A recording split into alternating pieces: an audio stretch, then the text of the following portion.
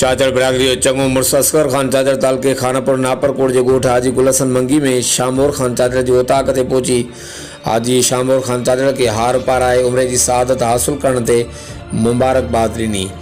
ॿिए तरफ़ हाजी शामोर ख़ान चाचड़ बिरादरी जे चङे मुड़ुसु असगर ख़ान चाचड़ के एज़ाज़ी हार पारायो।